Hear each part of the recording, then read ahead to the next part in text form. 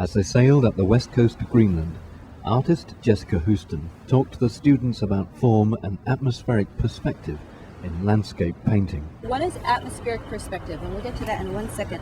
Let's just follow this idea about the form changing, direction, and the light changing. And let's see, how does that relate to the mountains?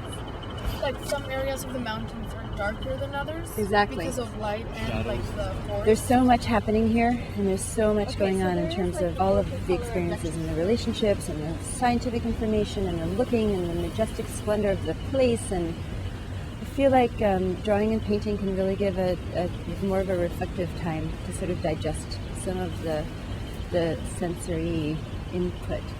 So it can have a way to go in and then come out through the hand. And I think that that's really important. I mean, we've been talking a lot about observation, and you've been taking lots of measurements and you're recording a lot of data, and this is sort of a different kind of recording, and it's a different kind of experience where you can feel your way through it as you go.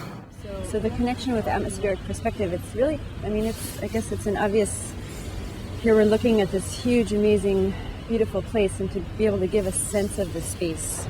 And here is a perfect example of atmospheric perspective, that as there's more atmosphere or space between you and the object, then the object gets fainter or disappears.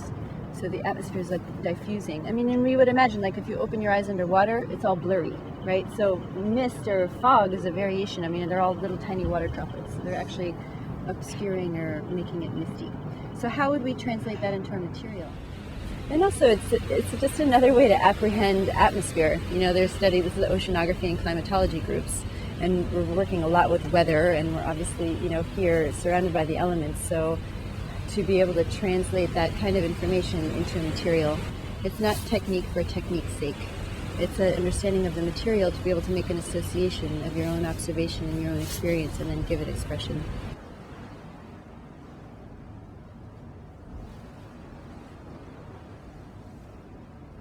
Okay, so that's really what we're thinking about, is how you're going to use the concentration of the inks, how you're going to use your line direction to show the form, and how you're going to look at the light to show the form.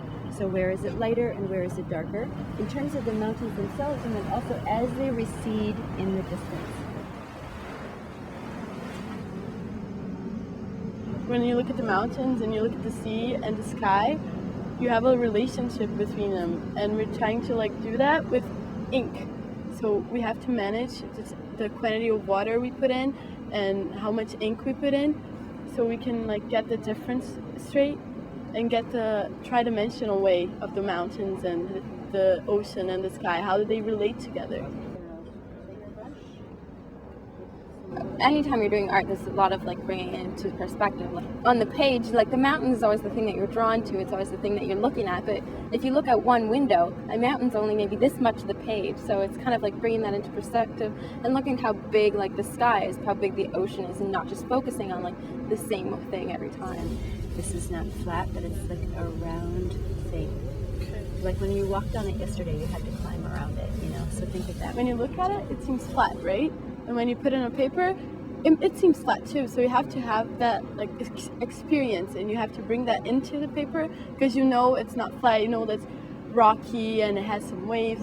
So you have to think about how you're going to put that in there. Once you're in the mountain, when you look up, you see the dark part and the lighter part, and you can translate that into the paper.